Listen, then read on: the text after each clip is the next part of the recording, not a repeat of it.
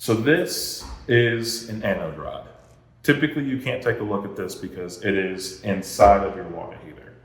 What this is it's a sacrificial piece of metal that is made to increase the lifespan of your water heater. So water is just corrosive and it will eat away at all the materials inside your heater. What happens is all of that corrosive water actually attacks the anode rod instead of attacking all this other good metals inside your water heater. So this is a used anode rod, and as you can tell, it is eaten up and has a lot of calcium on it.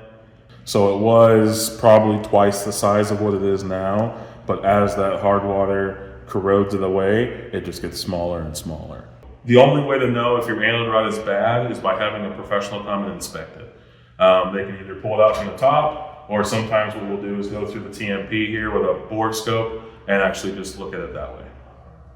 And then what replacement of the anode rod looks like is you have to make sure you have enough height, but then there is a specific spot on the water heater where it goes.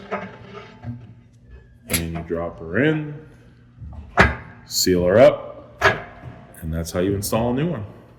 So the average life of water heater is about 8 to 12 years. If you want to make sure you get the most out of that, I would definitely recommend getting your anode rod replaced about every 3 years, just to kind of help your water heater out.